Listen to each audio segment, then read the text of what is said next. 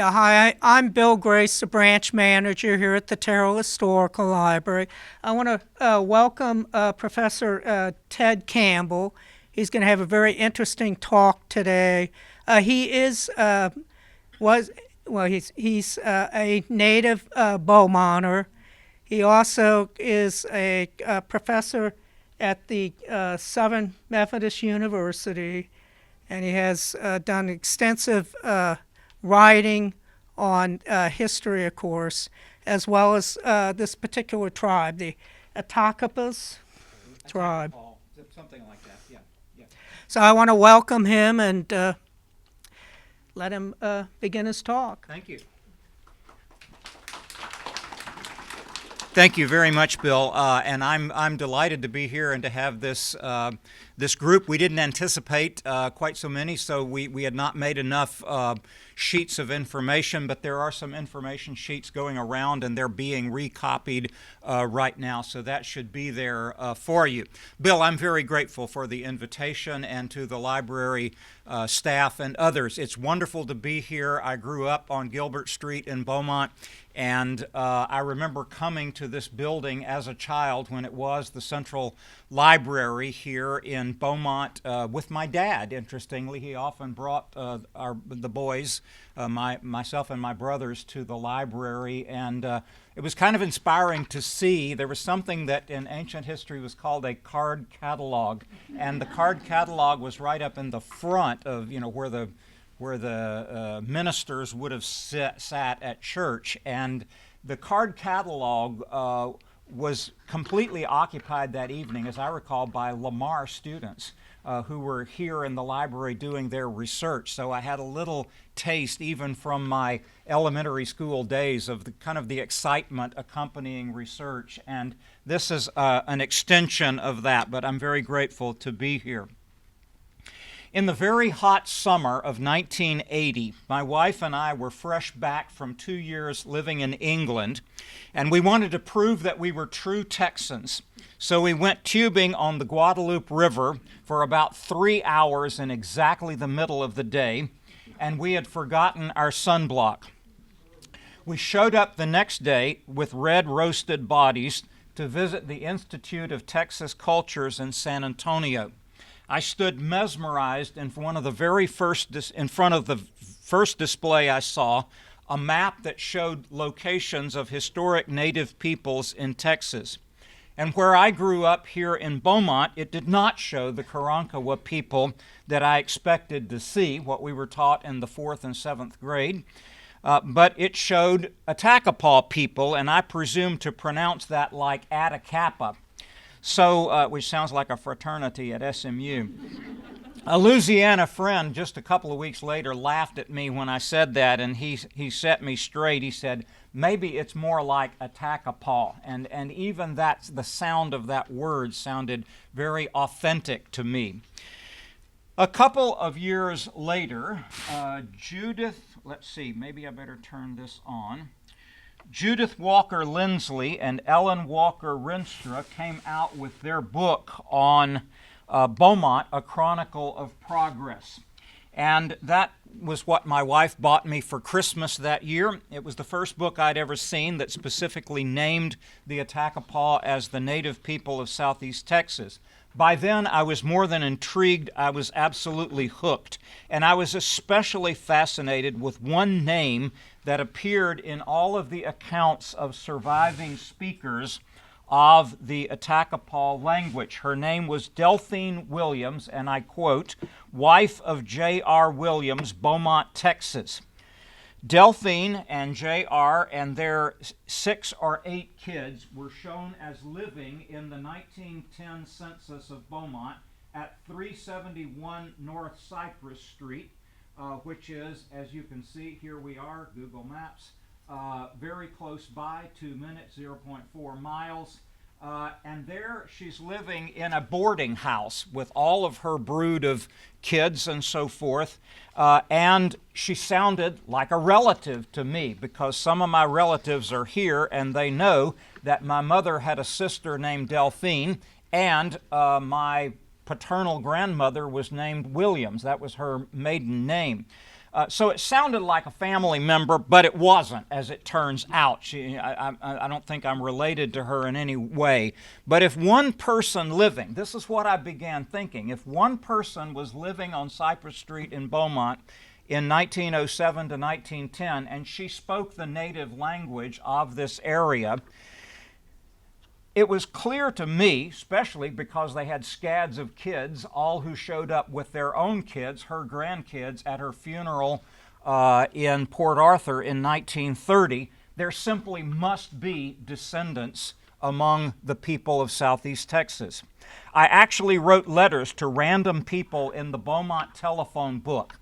Now, there used to be big fat books that listed the names of everybody in a town or a city, and I found people with the names like Reon, R-E-O-N, that were the names of some of these 10 speakers of the Attakapaw language, and I wrote to them and said, maybe you're a descendant. Do you have any idea about that? Nobody wrote back, got no responses whatsoever.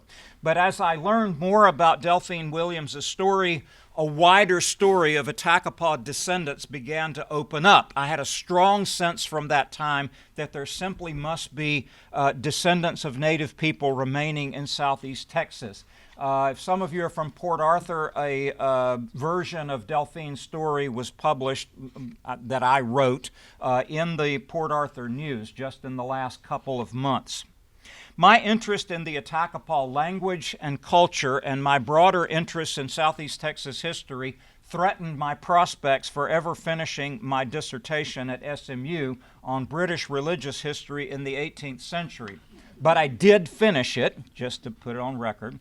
And I have spent a career of 40 years at academic institutions teaching and researching and writing about Christian history, specifically Methodist history, from the 18th century to the present. But as I am retiring, as I'm transitioning into retirement, I've returned to my interest in Southeast Texas and to Attakapaw studies in particular. In 1996, I was delighted to hear about a reunion of Attakapaw descendants in Louisiana and Southeast Texas. Okay, can't hear back here. Bill, is this, I notice there is a microphone system here, but it's turned off. Maybe we can get that on, but we're going to need another cord, I think, an extension cord, because I've plugged my computer in there. It'll probably work long enough. Let's see if it does. Let's see if we can get that working. Okay, and we even get light up here. Testing. Testing, 1, 2, 3, testing. Is that something helping? Not helping at all. Okay, let's see what we got. Volume. That sounds a little more promising. Okay, I'm going to turn this a little bit. I'm going to turn that, that just died. I'm going to turn it right like that. Can you hear any better now? Okay. All right, so I am transitioning into retirement, and I'm going back to my interests in these topics. I was very happy to hear about an organization formed to seek recognition for them in the 1990s. That work is going on. As a matter of fact, I was very happy to hear this evening that there is going to be a representation of Attakapaw people at one of the meetings of the Big Thicket Association. Have we got a feedback loop going on there? That's a problem. How are we doing now? Okay? All right. So, well, there went that. So let me see if I can put stuff together here. Professors have to be able to do this. I'm wearing my blazer and so forth. This is the official male faculty uniform. If the SMU faculty police ask you, I did wear it, even though I might take this jacket off in a little bit. In the last 3 years, I worked with a leading scholar of Native American languages, Dr. Jeffrey Kimball, who in 2022 published through the University of Nebraska Press a definitive reference grammar for the Attakapaw-Ishak language. Dr. Kimball and I then collaborated together writing an article that we called 10 Speakers for the Dead. Hidden Native Identities of Speakers of the Attakapaw Yukhiti Language in Calcasieu Parish, Louisiana, 1885-1908. That has been accepted for publication in the journal Louisiana History and will be published supposedly in January. One of my roles in that research was to document Attakapaw people who were descendants of the 10 speakers of the language. Now, I have to tell you that Attakapaw people today are not very happy to use the word Attakapaw by itself, and there's a good reason for that. It was an insulting term. In fact, I'm fairly sure, and Jeffrey is fairly sure, it was intended to be insulting. It means people eaters or cannibals. That's exactly what Attakapaw means. But it is not a word in their own language. This is not something they chose to call themselves. It was derived from a Choctaw dialect that was used as a trade language along the Gulf Coast. The word and name Ishak, people, by contrast, was from their own language. So I'm going to speak of them in what follows, as they often do today, with the combined name Attakapaw Ishak. Ishak means people. Attakapaw is that Mobilian Choctaw name that was foisted on them. That's not the first time in history that's happened.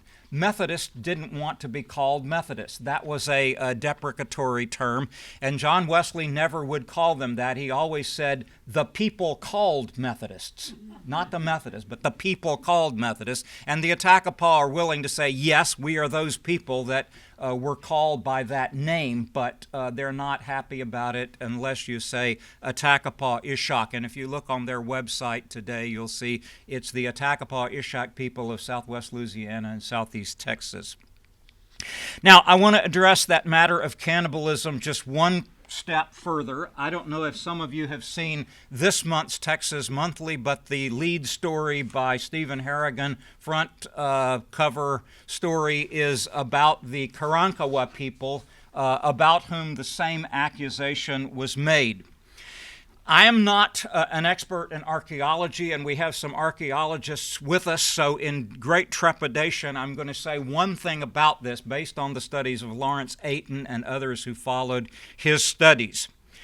There have been hundreds and hundreds of studies of native peoples of southeast Texas and southwest Louisiana with detailed scientific analyses of what they were eating, and we know what they were eating. The archaeologists go through people's garbage, and they like to say garbage doesn't lie. What they were eating was clams and fish and alligator, bison and bear and deer, beans and corn and squash. There is not a hint of evidence in all of those studies that they were eating human flesh. In fact, some native people recorded by Cabeza de Vaca in the 1500s were horrified when they heard starving Spanish sailors discussing eating the flesh of fellow sailors who had died along the coast. Now, what may be the root of that rumor is that some native people, including Karankawa as well as Attakapaw, may have practiced a ritual eating where they took a tiny piece of the heart of a defeated warrior, a defeated foe, and got younger women of childbearing age to eat that simple piece of the heart as a way. It's interesting to me, it's not a way of putting down their enemies, it's a way of saying your children will inherit the values and the strength of the one that was defeated here. But that's all that we could come up with in terms of what cannibalism might have meant. And as I say, I think that word Attakapaw was a deprecatory term, and we need to clear up that very serious misperception. My question then is this. It has to do with a very particular question about this area right around here.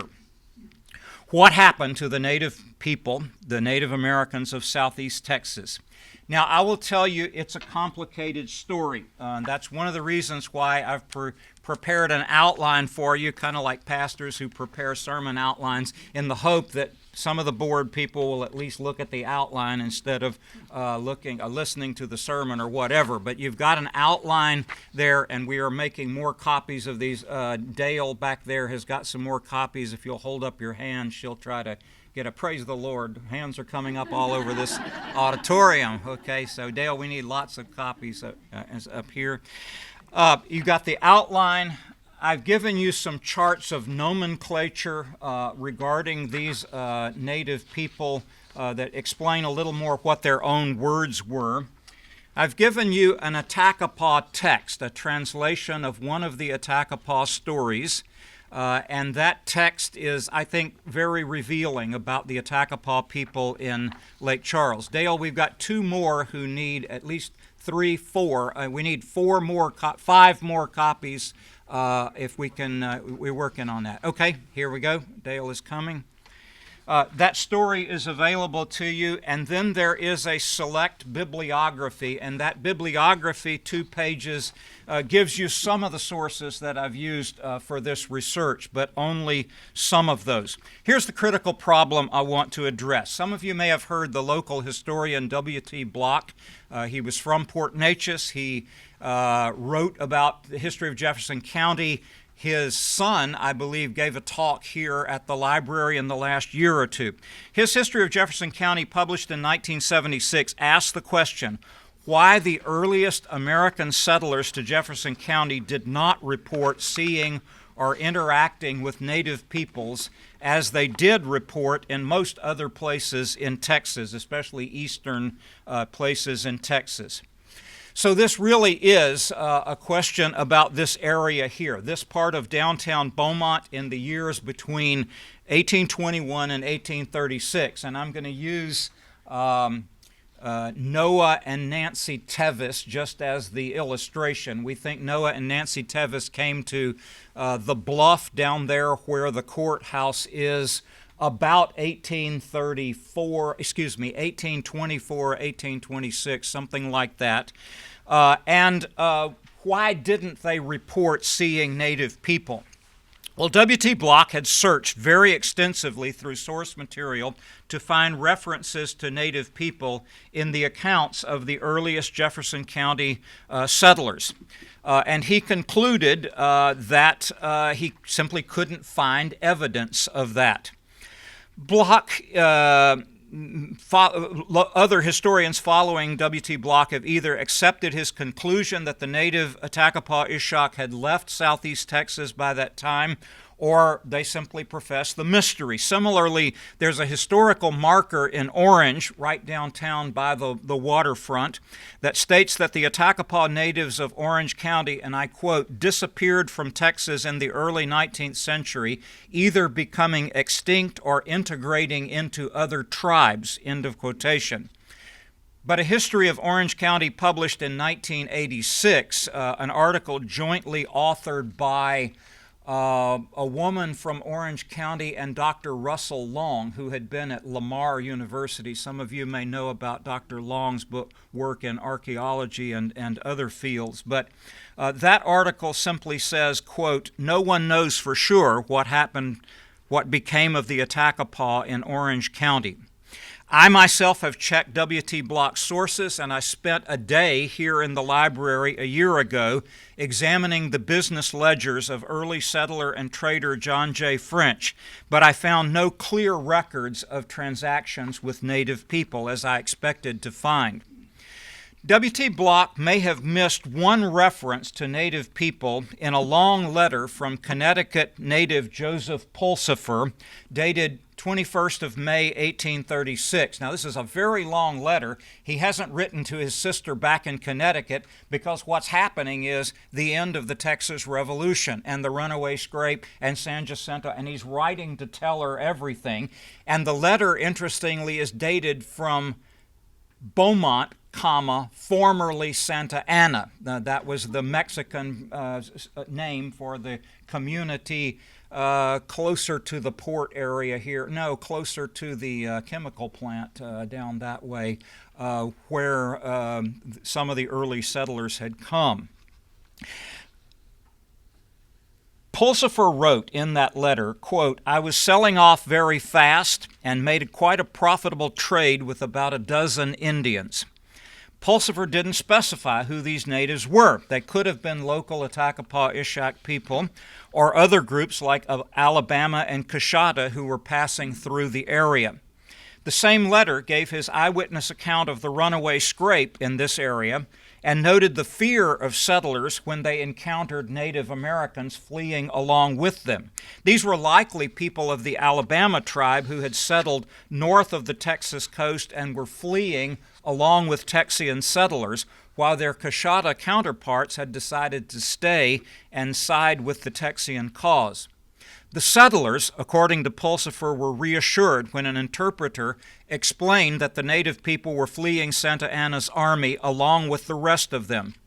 But the settlers' consternation at seeing Native American people suggests that they were not at all accustomed to encountering them. So the question remains, what happened to the native people?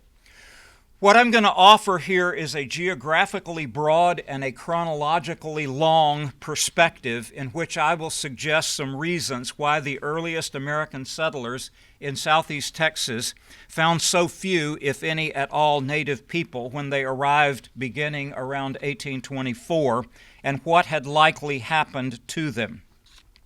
So first, I'm going to go to there's my question reiterated there. I'm going to offer a broad geographical perspective. In order to understand who the native peoples of southeast Texas were, I think it's important to recognize in the first place the very large variety of native peoples identified historically as Attakapaw in Louisiana as well as Texas. Although there had been sporadic earlier contacts with European people, for example, Cabeza de Vaca in 1528, European people had sustained contact with Attakapaw Ishak from 1703 when explorers commissioned by the French governor of Louisiana, Bienville, moved west along the coast from New Orleans. They found the Attakapaw Ishak on the banks of rivers and bayous and on the coastal prairies of southwestern Louisiana from Bayou Teche to the west. But only 3 or 4 rivers seem to have had long-lasting settlements. Historic evidence, including the language evidence from we have extensive language knowledge from the Attakapaw people of Lake Charles, and it points to 3 major groups within the broader Attakapawan family of native peoples. In the first place was an eastern group. They called them in Attakapaw Hiekiti Ishak. Ishak means people. Hiekiti means sunrise or eastern people. The area on Bayou Teche, which they left moving westward in the early 1700s, on the Vermilion and Mermentau rivers, and on Bayou Nez Peak, where the Hiekiti Ishak flourished, had been settled by European peoples beginning in the mid-1700s, who named it the Attakapaw Territory. Now, it's spelled like it's spelled in French. You'll see this in the nomenclature charts, Attakapas, Attakapaw Territory for the native people of the area. St. Martinville on Bayou Teche became the center of one of the first parishes established after the Louisiana Purchase in 1803, a parish called Posta des Attakapaw, the Attakapaw Post. It's believed that the Opelousas people were Hiekiti Ishak or closely related to them. But by the time the Yukiti Ishak language was recorded in the late 1800s, the Hiekiti Ishak seemed to have been declining in the face of incoming European, then American people. If you go to St. Martinville, you'll see not only the Evangeline Oak and all of that sort of story, but there is a statue of an Attakapaw warrior on the main square in the town there, and also a building that they called the Attakapaw College, but it was not referring to native people there. It just meant the local high school or training center for people in that area. The next group I want to mention are called Yukhiti Ishak. The Yukhiti Ishak on the Calcasieu River area and into southeast Texas, that's why this is important, were described as Western in relation to Hiakiti. So they're Eastern and Western, but just to confuse you a little more, I'm going to call them Central within a whole range of Attakapawan groups, including a group that was west of here at the mouth of the Trinity River. Yukhiti Ishak included not only communities on the Calcasieu River, but also extending through the wide area of southwestern Louisiana that once formed a single huge parish that they called Imperial Calcasieu, comprising 4 current-day Louisiana parishes. But the Yukhiti Ishak also extended into the lower Sabine and Neches River valleys in Texas, and I believe that the long-standing settlement on the Neches River at what is now Port Neches, Grigsby's Bluff, was also a substantial outlying community related to the Yukhiti Ishak. And then the third group is a group that I'm going to call Orcoke Ishak. They have been called by the very truncated name Akokisa in a lot of the scholarly literature, but there's a reason for calling them Orcoke Ishak on the Trinity River and San Jacinto River valleys. Their language and culture seems to have been sufficiently distant from either of the previous 2 groups to distinguish them as a separate language, though recent language studies have demonstrated, and this is Jeffrey Kimball's 2022 book on the Attakapaw language, he has demonstrated that the 45 known words from the Orcoke Ishak people were not only close to Attakapaw Ishak words, at least 44 of them are, but they show consistent forms of mutation of word changes, pronunciation changes from the Attakapaw to the Orcoke Ishak people, demonstrating that the Orcoke Ishak were closely related to the other Ishak groups. In fact, the word Ishak in the name of the Orcoke Ishak people means people, just like Ishak in the Attakapaw language. You can see just the slight variation in the pronunciation of the word there. So that these 3 groups constituted a very broad family of Attakapawan, you notice I'm using that as an adjective there, Attakapawan people that stretched all the way from the Atchafalaya Swamp east of St. Martinville through the Lake Charles area and the coastal prairies of southwestern Louisiana, through this area, southeast Texas, through the lower Trinity River Valley, and all the way into present-day Houston area, a region that covered 250 miles east to west. Previous studies have only recognized Attakapawan peoples in some of these areas, and in some cases did not recognize the breadth of Attakapawan areas, very often because, surprise, surprise, they focused on only one of these groups, or because their studies were limited either to Texas or to Louisiana. So Lawrence Ayton, whom I have to regard as one of the foundational archaeologists for this area, but his book is about the coastal peoples of Texas, and he doesn't extend his study of Attakapaw into Louisiana. So you get some disjointed stuff because of the way that we divide up states and areas now, but the Attakapaw people didn't feel that they were crossing an international or a state border when they crossed the Sabine River.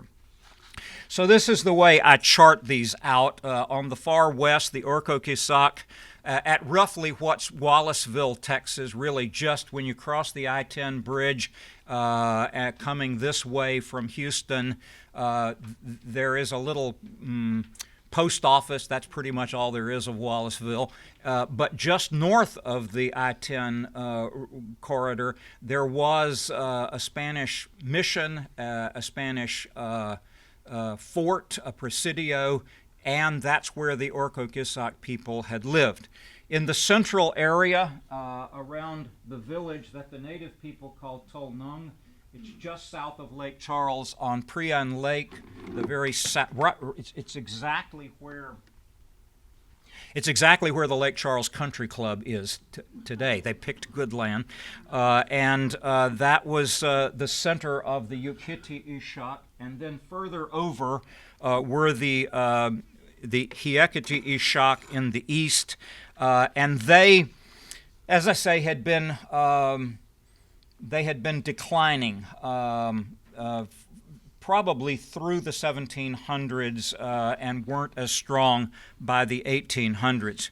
Just for fun, here is Bernardo de Miranda y Flores' map of the Texas coast, 1757. Now, this is pretty weird stuff, and it's a pretty terrible map, so I'd encourage you to stay with Google Maps or something like that. But if you see, this is supposed to be, the dark is water, okay? So this is supposed to be Sabine Lake. It shows the Rio de Neches right there. That's the Neches River, but something is missing. He doesn't even show the Sabine River on this map. That's a problem. But you will see on either side of Sabine Lake, at that point he shows Attakapaw communities. Now that's 1757, and as a matter of fact, an article just came out in the Gulf Coast Historical and Biographical Review showing that this map, 1757, was one of the very first, if not the very first, that used the teepee as a symbol for a Native American village. Now that's weird here because the natives in this area didn't use teepees. It's more plains tribes that had that kind of housing. But here you see Galveston Bay. Here is a little, it says Laguna in there. Here is Orcoquissa. Here is Atascoso, but that's Atascocita. That's going to become the Mexican administrative center of Atascocito. This is the Trinity River. Here is the San Jacinto River, which ought to go into Galveston Bay, but they've got it going out to the coast. Like I say, don't follow this map, it's going to mess you up. But it shows some further Orcoquissa people even west of there. So I think that if you include Orcoquissa people in the whole range of people along the coast, it's going to be 300 miles probably along the coast that you've got these very, very large groups. So the distinctions made within the Attakapaw language between Yuquiti-Ishak and Hiekiti-Ishak and further recognition of the Orcoquissac in Texas allow us to understand the natives here on the lower Sabine and Neches rivers not as generically Attakapaw-Ishak people, but as particular bands related to the Yuquiti-Ishak of Lake Charles. Now, I hate to say it like this. I know in Texas people like to say everything in Louisiana is derivative and the other way around, but it really does look like the major community of this central group of Attakapaw people was in the Lake Charles area, and the natives over here were kind of outlying communities. Now, hold that idea in mind because I'm going to say a few more things that will bring us back around to the question of what happened to the native peoples, why the settlers didn't find them. I now turn to a long chronological perspective that's going to reveal two elements of the context for this question that I'm asking. The first has to do with the decline of native peoples and then shifting alliances between coastal native peoples in the period leading up to 1821 when U.S. settlers began to come into this part of Texas. On the decline of native people, the best studies that we've got are either, those of Lawrence Ayton that I mentioned here, and a number of other studies, especially around Galveston Bay. Just tens and tens and tens, if not 100 or so, studies of shell middens, especially in the Galveston Bay area. And he tried to put all of this evidence together and estimate numbers of native peoples of southeast Texas and elsewhere on the Texas coast.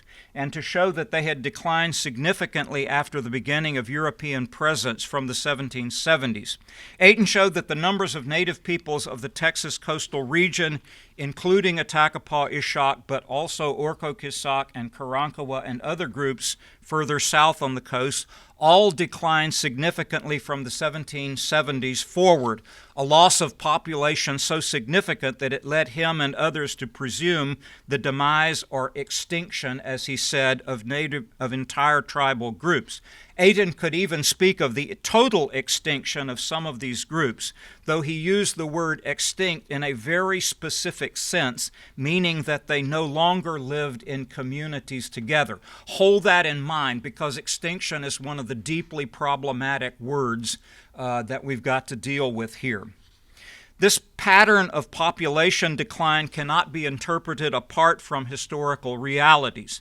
The period of decline from the 1700s through the early 1800s corresponds to the opening of Texas to Spanish exploration and settlement, the opening of Louisiana to French settlement from 1703, as well as Spanish settlement after 1763, and the conclusion of the 7 Years' War.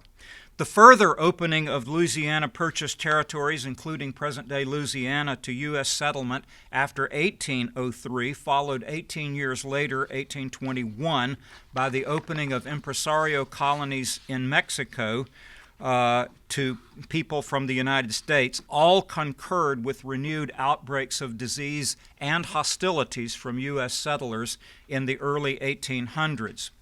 Large-scale declines in the populations of Texas coastal tribes, including Attakapaw-Ishak in the 1700s, were tied to outbreaks of diseases, and smallpox was indeed the leading killer.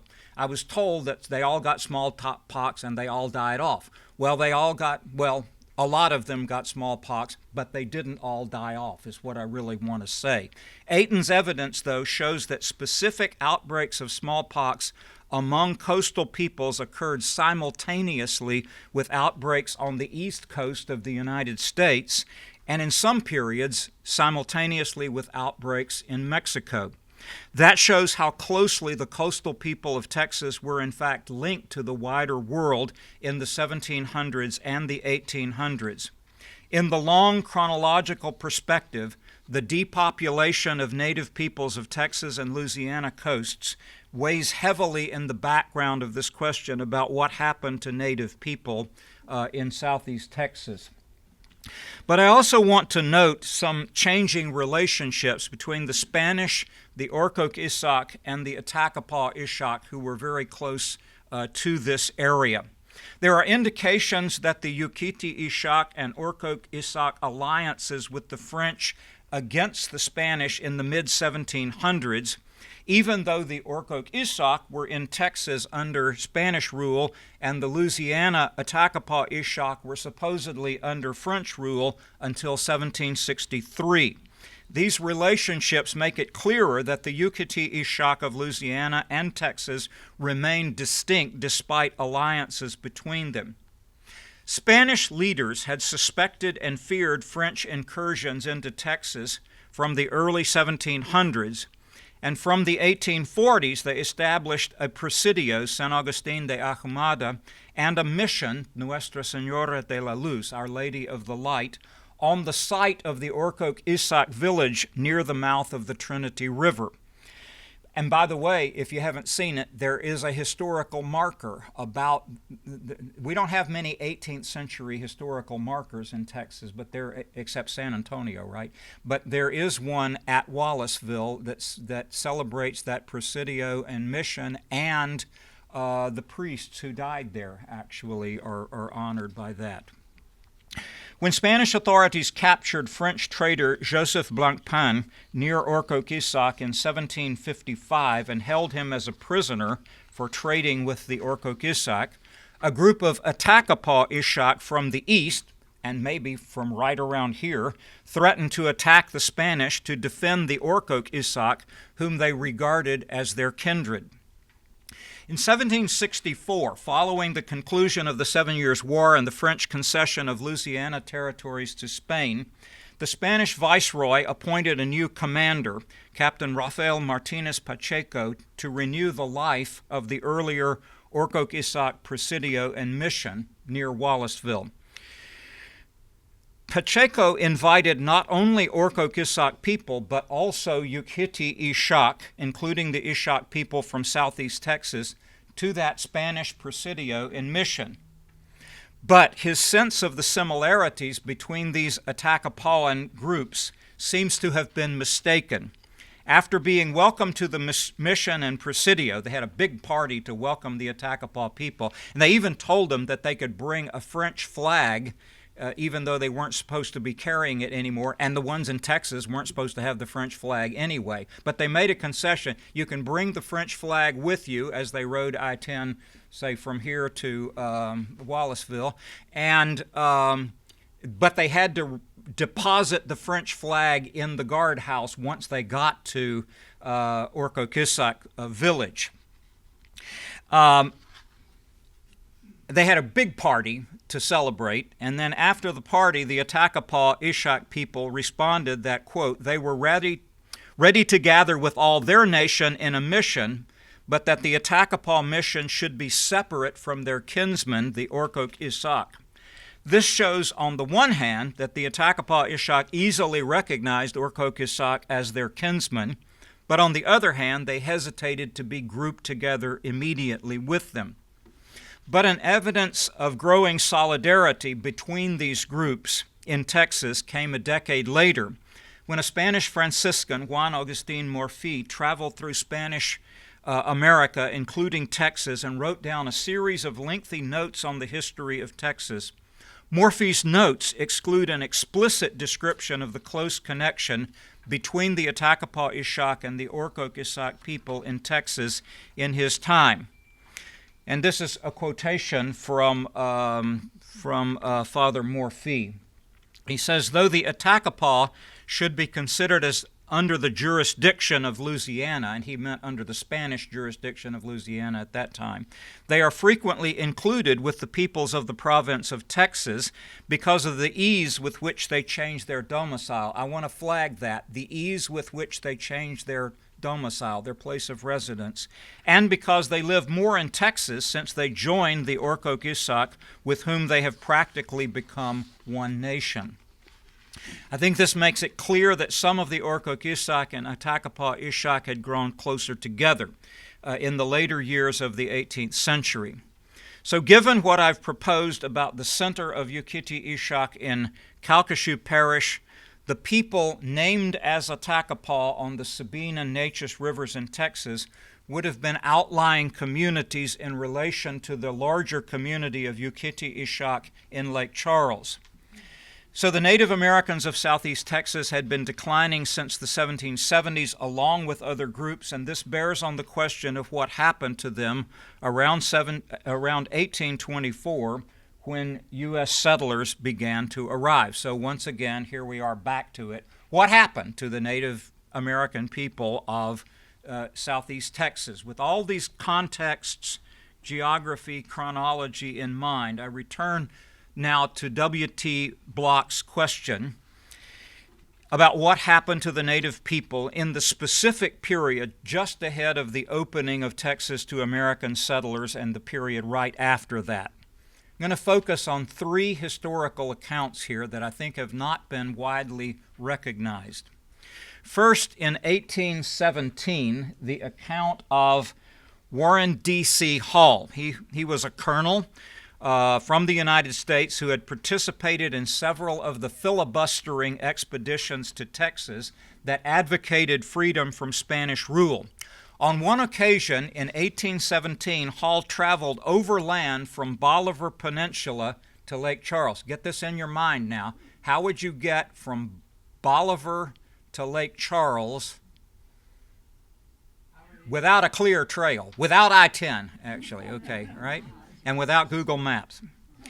The account of his travels given by Galveston physician Dr. J.O. Dyer does not mention any native peoples at all between Bolivar and Lake Charles. Okay, I flagged that. Secondly, 1819, the account of Colonel William Montrose Graham. Colonel Graham followed much the same route in 1819, and his account did not mention any native groups until he arrived at the Attakapaw village in Calcasieu Parish, Louisiana. Both of these accounts suggest that the wide area between Bolivar and Lake Charles were little populated, if populated at all, between 1817 and 1819. However, hold on right there, because the account of Juan Antonio Padilla is very different. And Bloch knew about this, but I don't think he got some of the implications of what Padilla says. A more detailed report written in 1819 suggests a relatively large continuing community of native people on the lower Neches. Spanish official Juan Antonio Padilla wrote and this is a quote of his title, Report on the Barbarous Indians of the Province of Texas, end quote, in 1819, same year as Graham's journey through the area, but likely describing the area a few years before, so perhaps around 1815 to 1817. His report does not mention the name Attakapaw, but where we would expect to find it, Padilla's report referred to a group he described as Nacazil. This deserves extended consideration, folks, because I think it's the last clear reference to native peoples in southeast Texas before the arrival of U.S. settlers. First place, the name Nacazil does not seem to be an Attakapaw word, and in fact, the name beginning with N-A is typical of Caddoan place names like Nacogdoches or Natchitoches or Nadaco, which has become Anadarko. But despite the Caddo name, most scholars, including Bloch, believe that Padilla's Nacazil people were in fact the local Attakapaw community, and most likely the community on the lower Neches where Port Neches is today. It was common to use tribal names derived from trade languages like Choctaw or Caddo.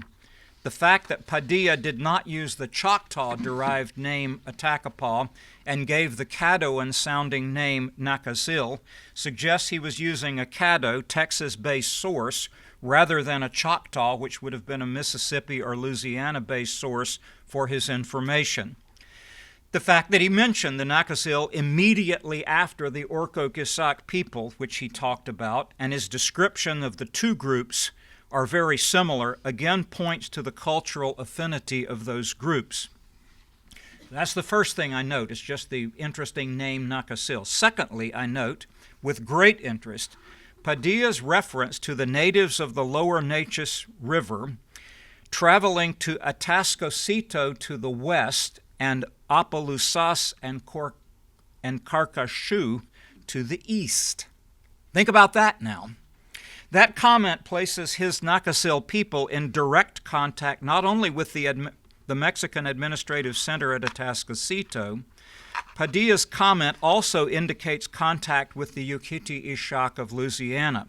Carcachou refers to the Calcasieu River, which itself was named for Yuquiti-Ixoc chief Catcaxyoc, which means singing eagle man in the Attakapaw language. Opelousas was closer related to the eastern Attakapaw, Yuquiti-Ixoc, and it was a destination for Spanish cattle brought from Texas by way of Opelousas and Bayou Teche, shipped down the Teche into the lower Atchafalaya River, and then via the Gulf of Mexico at this point on to New Orleans, the route that would eventually be called the Opelousas Trail, which you may know passed through Beaumont, either here or at Collier's Ferry, or possibly even as far north as Deweyville, and that crossing of the that would be a crossing of the Sabine River up there. Third thing I want to note, Padilla estimated that the population of this group, about 200 people, is high, especially compared to what Hall and Graham had mentioned, who they didn't mention native people at all. I believe that Padilla's Nacazil people were in fact the Attakapaw-Ixoc of the area, known to Padilla by a Caddoan name and living around present-day Port Neches, where American settlers reported the existence of at least 6 burial mounds of native peoples. I would surmise that Hall and Graham had crossed the Neches in their routes from Bolivar to Louisiana to the north of there, that is to say where Tevis Ferry, right around here, or Collier's Ferry north of here were to be located, and they may have completely missed the native peoples further downstream on the lower Neches, quote, near the lagoons where it empties into the sea, as Padilla described the location of his Nacazil people. So one further aspect of this. Okay, sorry, there's Juan Antonio Padilla, and I didn't get you forward to the quotation there, but I read it out loud to you. Padilla's description of native people living along the lower Neches just a few years prior to his 1819 report raises again this question: where were they 5 or 6 years later, when settlers from the United States began entering Mexican Texas, and with the possible exception of Joseph Pulsifer's account, did not describe encounters with native people?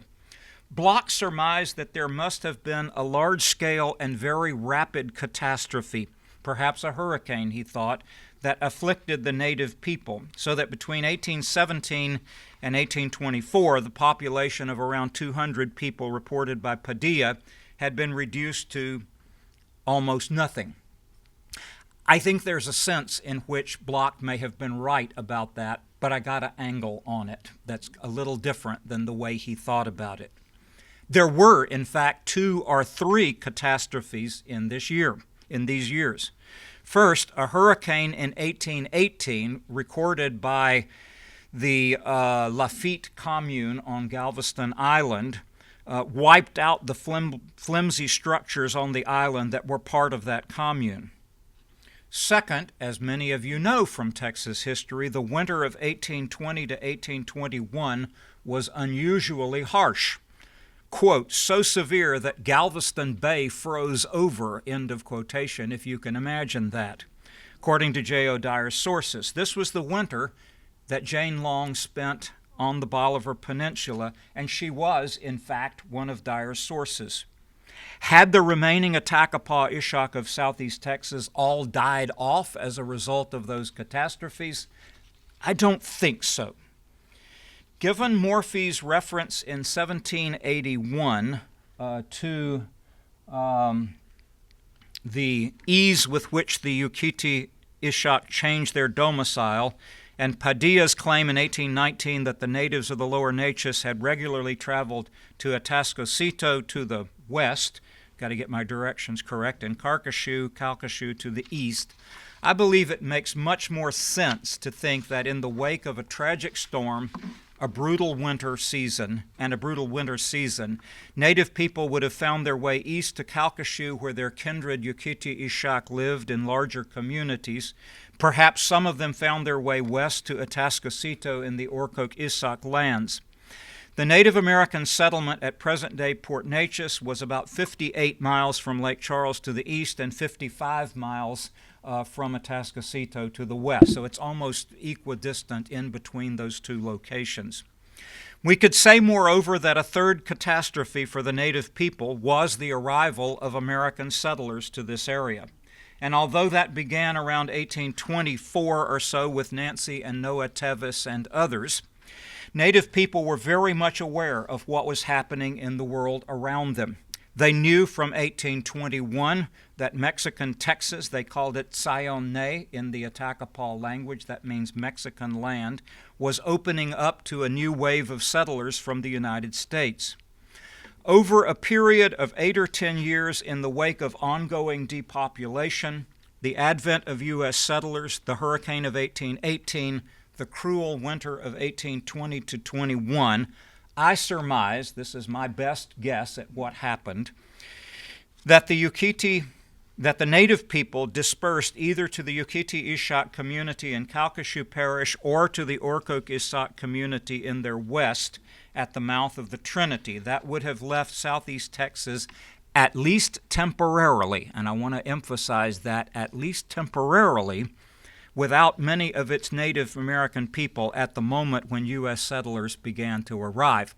However, I still think they may have just laid low, for heaven's sake. What would you do?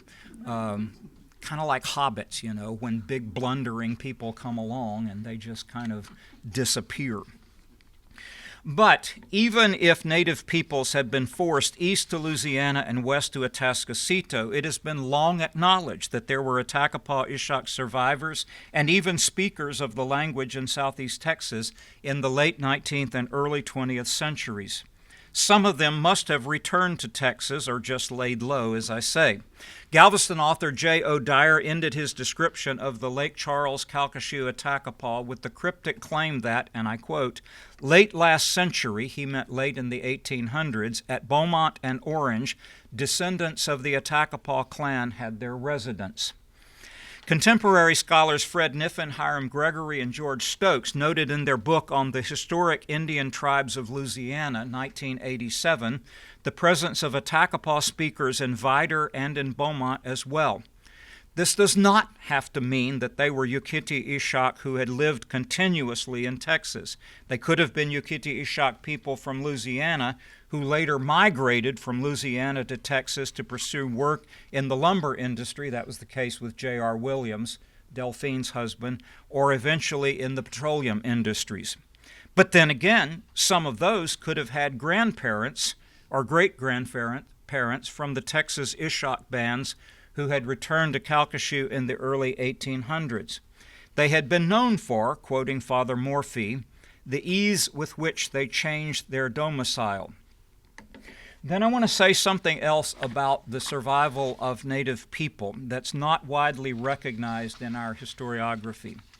Significant fact is that the Attakapaw Ishak of Louisiana and Texas never lived on reservations.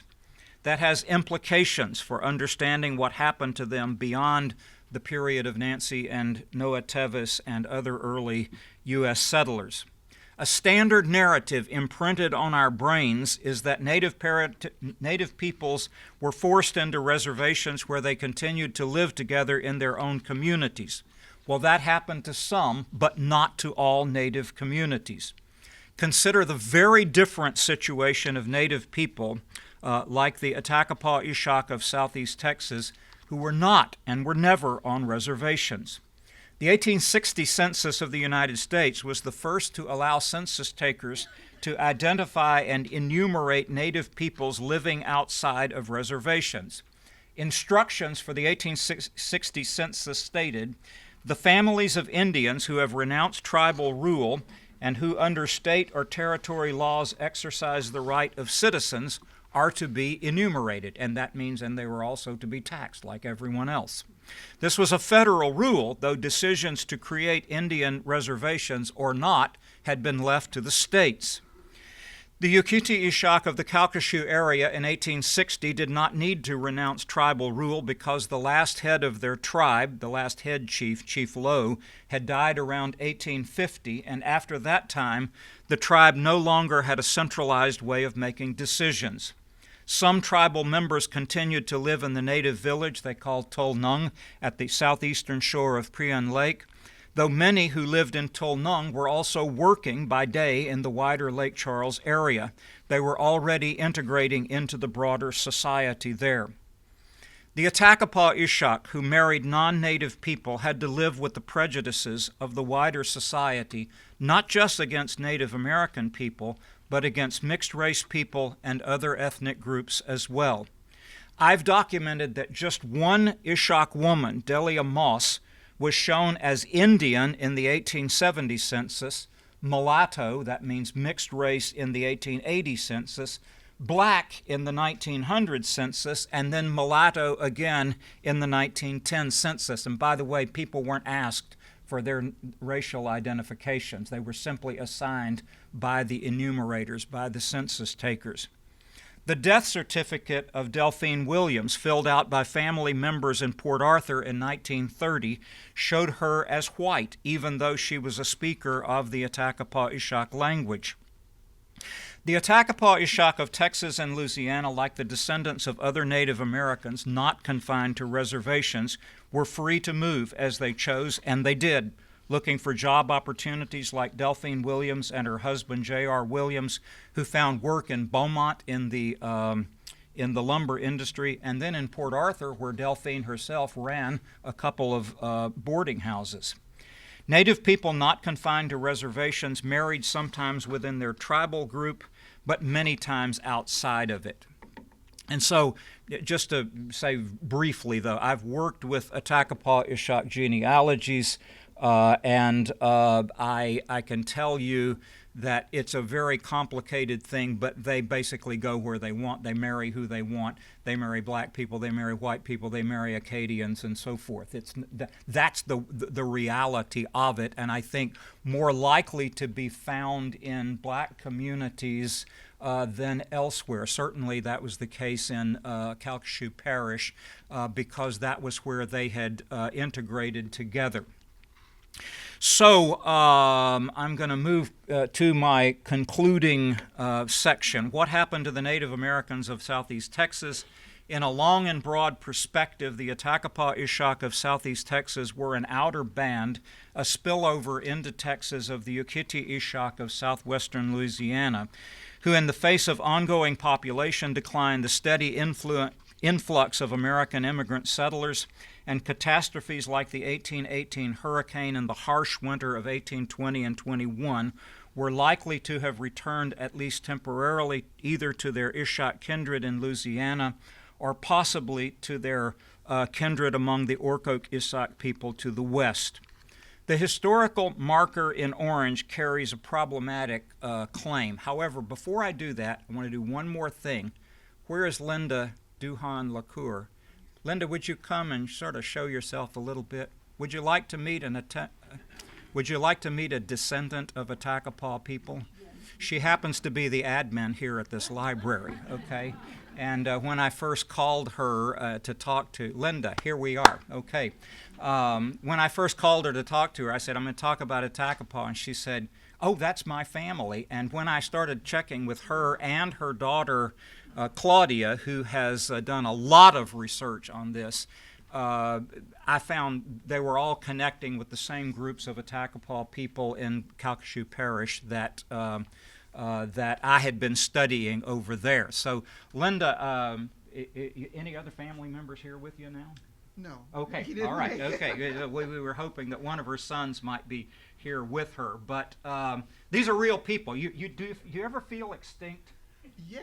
Yeah, I do too sometimes, but it's not very nice. Okay, so let me conclude with two concluding pleas. Thank you, Linda. What happened?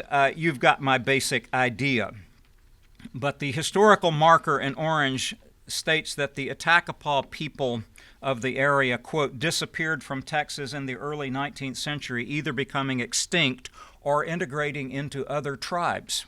The evidence that I've found calls that claim deeply into question. Some may have married other Native American people. Delphine Williams' husband, J.R. Williams, is believed to have been Choctaw by some of his descendants, but others married white, black, Creole, mixed race, Acadians, and others, a reality that just seemed somehow inconceivable to the composers of that orange historical marker who presumed that Native people only married other Native people. So in conclusion, I have two pleas to make for you. Thank you for your patience. This has gone on longer than we anticipated. But number one, I want to plead that we stop using the devastating language of extinction as a way of accounting for what happened to the native peoples of Southeast Texas. Yes, in more nuanced, highly nuanced uses, extinction might mean ceasing to exist as a distinct community. There's truth in that.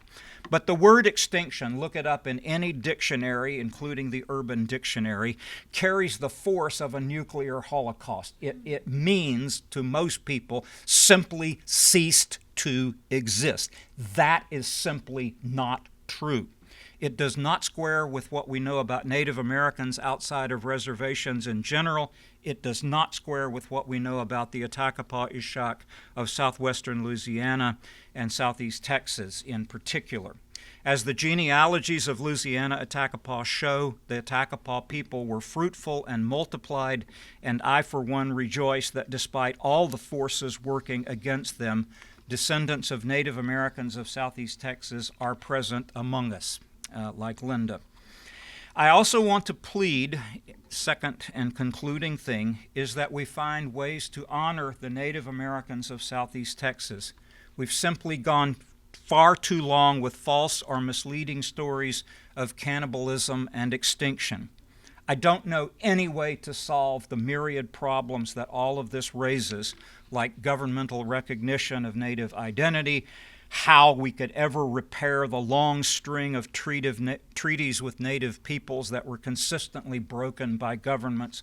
I'm not aware of any place names remaining in Southeast Texas unless you want to include Anahuac, and that is a Native place name, but one from central Mexico and not from around here. But still I ask, how do we appropriately honor the Native people of this area? How do we get them in the 4th grade and 7th grade Texas history curriculum? How do we recognize more Native sites? And there really are Native sites such as mounds in Jefferson and Orange counties. I wish I had solutions. Honor would be hollow without addressing these kinds of pressing issues, but I doubt that we will be able to address the issues without first honoring the Native Americans of Southeast Texas, and I urge you to join me in finding ways to honor them. Thank you very much. That's my presentation.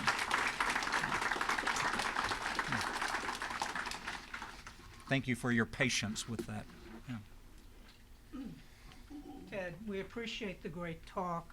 Thank do you you. want to Yeah. open it up for Yeah. questions? Very happy to. Yeah. All right. Thank you.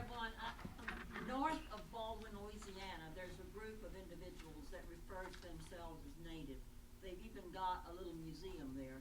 Is that part of the Atokapaw? Oh, that's interesting. Now you say north of Baldwin, Louisiana. Yeah, kinda. I don't know. Would you send me a note about that? It's been so long since I've been there, but I know okay. they have a nice little museum. Just say exactly what you said there, north of, and I'll look at. Anybody know about that? That's interesting. I wouldn't be surprised. I have a strong feeling that there's a place called Starks, Louisiana. You know where that is? Starks is right across from Deweyville, right? And it's where one of the old routes of the Opelousas Trail used to run. I just have a very strong feeling. It keeps coming up again and again as a place where Native people ended up. But it's not an incorporated place, so it's kind of an interesting, it might be like that. Yes? I was an anthropology and linguistics major at the University of Michigan. Okay. And once for my winter treat here, I went to a program that was sponsored by Houston Museum of Natural Science. However, it was in northern Louisiana, Okay. northeastern Louisiana. Okay. And this was what they believe was a very large grouping of Native Americans. Mm-hmm. And that they lived in a very huge community. And that you mentioned burial mounds, and they had burial mounds there. Yeah, that sounds like the Caddo people of northeast Texas and northwest Louisiana. Okay, Yeah. this was up in the northeastern corner. Yeah. Yeah. That very much sounds like it. Many of these people might have ended up there because some of the patterns sound a little bit similar. They found a whole bunch of stone implements that were, except for being stone, they looked just like a door key. Interesting. And that they think that they were taking plants and dragging them through and making baskets and using them to carry earth. Oh, I see. Yeah, yeah. Oh, so to make a kind of you carry basket. Yeah, yeah. Makes sense to me. Patterns sound a little similar. And I wondered- Yeah. Yes, there were. That was a very, very large group. Any of them might have ended up in that area. Yeah, it's quite, I mean, groups integrated. Now, if you look at this Texas Monthly article, it refers to my much younger colleague, Timothy Sider. I'm in the process of retiring now. Tim Sider is just this semester beginning teaching his first classes. He graduated in May at SMU with a degree in history, but he's writing a book on Karankawa people, and they cite him several times. And what he's currently writing on is the presence of what he calls composite bands, which I thought was kind of some sort of odd rock group or something. But he means that in the face of American entry into Texas, natives of different tribes would band together just for the sake of protecting themselves. So in the Dallas area, there's an example where there was a battle May 24th, 1841, when a group of Texas militia, Republic of Texas soldiers, attacked a group of Native American. But it has this long list of all the different tribal groups that were there in that group. So those kinds of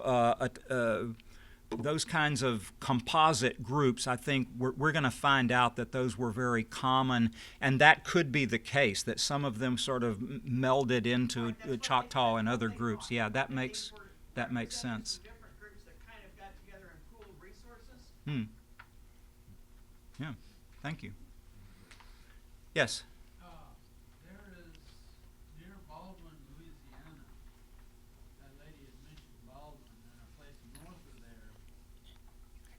There's a casino called Cypress Bayou Casino near there, because he used the Baldwin exit off of Highway 90 to get to that casino. And I think it's a reservation that is run by the Chittimacha. Okay. Chitimacha, yes. Uh-huh. And so that may have been that museum that the lady that mentioned Baldwin. All right. That might be near those that tied to the Chittimacha. Thank you very much. In fact, as soon as he said that, I remembered being in Baldwin, Louisiana 2 years ago, just on a traveling trip, and we were looking around. Yes, okay. The Chitimacha people were at the edge of the Atchafalaya Swamp. If y'all know where that is on I-10, it seems like it's never going to end. It's just, and if you look at it, it's just amazing. Pull over and look at the place, but it's fantastic. But the Chitimacha were there at the edge, and so were the early Attakapaw people, these eastern Hiekiti Attakapaw. So the eastern Attakapaw began moving westward, maybe with the movement of other people, moving from the United States westward and so forth. But even in the 1700s, so we know that in the mid-1700s, the Attakapaw sold some of their land to a family named Fusilier. You ever heard of Fusilier folks in Port Arthur and so forth? It just makes me feel at home. We've got a member of our Sunday school class in Dallas whose her native name was Fusilier. But the Fusilier, who was a French settler, he bought thousands and thousands of acres of Attakapaw land, and then the Attakapaw moved further west at that point. So we can document some of that change. But back to Baldwin, that's in the area that the Attakapaw, the Hiekiti, the eastern Attakapaw would have been in. They're moving west. The Chitimacha kind of filled in behind them in places where they could, and they're still there. I think that's what I was looking up. I think that's what we saw. Yeah, I remember going there. Cypress Bayou Casino is their casino. Okay. Casinos. Not going to go there. Okay. Yeah. Okay. I'll tell you one good thing about a casino. I've never been in one. That's against my religion. But if you go to Oklahoma, to where the Choctaw Casino is, it's incredible advertising, at least in the Dallas area. It's an hour north of Dallas. But they have built on the other side of the freeway, thank you very much, the most fantastic Choctaw cultural center, and utilizing funds. So at least they utilize some funds from that to do something to educate people. And I had a friend from England who was visiting last October, and I took him up there, and he was just bowled over by this. It's terrific. You don't even have to stop at the casino to do this. Yes, here. My question is actually a two-part question. You mentioned some of the schooling in seventh grade, Texas history schooling. Yes. And we're actually working through just a small, only like 100 pages in a workbook that we purchased online for Okay. Texas homeschool. Okay. Homeschooling students, and it does mention the Attakapaw Indians. Okay.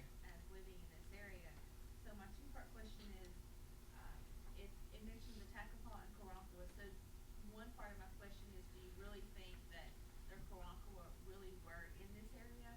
And then also for the Attakapaw, how far north in this area do you think maybe they were? Do you think maybe they extended up as far as Hardin County as well? Yeah. Okay. First of all, do I think that the Karankawa got this far? Only on trading missions, but the Karankawa did trade, and other groups traded up and down the coast. So all of these trails like I-10 and Highway 90 and whatever was before them and the Opelousas Trail, all of those trails had been in use for probably for centuries, and different groups traveled. And you didn't attack each other typically, unless they thought you were trying to hurt them, because they needed. See, what they needed here, maybe more than anything else, was flint. They needed good stones with which they could make weapons and so forth. And that meant that they had to trade. Now, there's one argument against that, which I think is just the coolest argument. I don't know if it's true or not. I just mean it's cool. And that's Lawrence Ayton has in his I just keep pointing to the two archaeologists I know who are in the room here. Lawrence Ayton has an appendix in his book that says he did this elaborate study of gastroliths, which are stones found in alligators' bodies, and raising the possibility that natives of this area could use gastroliths as a way of producing stone tools. And I said to myself, have no idea if that happened, but that's the coolest idea. I mean, really, it's just like creative. You find these, can you do something with that? I don't know. He had evidence, he thought it was true, that they were supplement, but it still would have been a supplement. They still would have had to have traded. So lots of trade going on. Yes? Hi, I'm Choctaw Indian. What was the relationship between the Attakapaw and the Choctaws? Okay, that's not an area of I'm glad to have a Choctaw person represented here. That's not an area that I've studied like I've studied these groups. But in this period, in the late 1800s, well, actually through the 1800s, I would say, when Native Americans were so threatened by settlers and diseases and so forth, they did band together, and it's typical that some groups in Louisiana there were a lot of Choctaw people. I can tell you because that article that Jeffrey Kimball and I wrote together documented 4 different pages of the 1870 Calcasieu Parish census, and it showed 4 different Native American settlements in that. It was a pretty huge area at that point, this very, very large Calcasieu Parish, not what it is today, but in that huge area, one of those communities was Choctaw. So some of the Choctaw had moved this far, or at least that far as Calcasieu River in that period. So I think it's entirely possible that they were moving a lot. And that could be where, if Delphine Williams's husband, J.R. Williams, was Mississippi Choctaw as they think, that could well be the way his people came. Yes? My dad was born in 1936. Okay. When he was a little boy, he used to play in sand pits down the road from his house. Okay. That's going to be, if you go from the sand pits through the woods to the river, it's probably about half a mile, and this is up just a little bit north of where Collier's Ferry was. Okay. And he said there was pottery back in those sand pits, and when you said that the people that were on the river here, maybe they were laying low, maybe they just went up the river. Yeah. 4 miles Hello. or so. Yeah. No, I used to think that the answer to this question was that they actually just retreated into the piney woods. And so that may well be one of the answers. These groups were historically Attakapaw and I think Karankawa. These groups had base communities, but in the warmer seasons, they would send out hunters, to the prairie when the bison came down to the southern prairies. There were periods when they didn't, but when the bisons came down, they would send out groups of hunters to hunt, and they would be out for days and days. And also, in the coastal areas, they would send out groups to collect clams and other stuff that you could bring home, and they had no ice to keep them on, so but nevertheless, I mean, they're fishing. We know that they had fish weirs, so they had you could put reeds together and build a trap for fish. So in some seasons of the years, they were moving around. So as an addition to what I've said about, based on what Jose Antonio Padilla said about them moving to Lake Charles or to Atascocito, which is, Atascocito is in the city limits of Liberty, Texas today, right? So these two areas. In addition to that, it could be that they just went north and went into the woods. And the woods, as I understand it, are all full of stories of Native Americans that came up there and settled. I'd be pretty easy to believe that. I wouldn't write it unless I had some documentation. But by the way, if you know of areas where people, even in the past, found pottery or other relics, let someone know. Let's anthropologists or archaeologists raise your hands here, okay? Stewards, okay, right. Because it could well be that someone from Lamar is going to say, we've got a class of students and they need a place to study, and who knows? They might decide to check that out. Okay, I got two over here. How about there? Do you mean Atascocita by the Sam Houston Regional Library? Yes, I do. In fact, not Liberty proper. That is, you're getting out into the county. Well, The river X's right into it, like basically into the woods. it's true, though. When I'm coming down that Farm to Market Road or whatever, that state highway that's Main Street, Liberty, right? And it goes all the way out there. 140, yes, it goes down to Main Street, but it goes into 146. It's just the thing is, you come to the Liberty city limit 3 miles from Liberty, from the inside. So that's all I mean by that. Okay. It's technically within the city limits of Liberty. Yeah, good point. Yes, sir. I believe Village Creek was named that because they found native villages up there, and that's how it got its name. I love Gordon Baxter's book called Village Creek. I hated Gordon Baxter when I was growing up here. I thought he was the very epitome of a Texas hick, sort of whatever. And then I got to Duke University. I'm not making this up. My first day there at Duke, they have the university photographer, and he says, "You're from Beaumont, Texas?" And I said, "Yeah." And he says, "Perhaps you've heard of a wonderful writer named Gordon Baxter."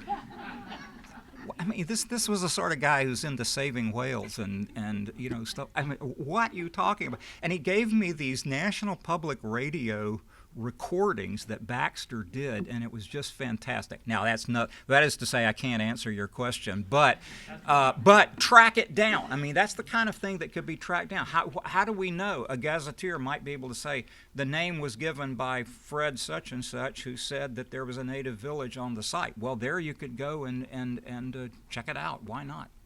Yeah. Name Village Creek that, and I once had a conversation with Geraldine Watson when she was still Oh yeah. working with, trying to get the big ticket as part of the federal system, and she also told me that's where that name came from. Village Creek came from that. Okay, so actually we can document that there is at least a folk tradition that's where the name came from. That's worth documenting, I think. Very often those things tend to be true. Yes, sir. I just have a comment. You're the photographer, aren't you? Yeah. Yeah. Okay. Yeah. Also, I live in South Florida. Yes, that too. When I was doing my master's at Lamar, I did a project for Russell Long. Okay. It came out as McFadden Beach. He brought me all these artifacts and I photographed them, and those are the plates in the book. Yes.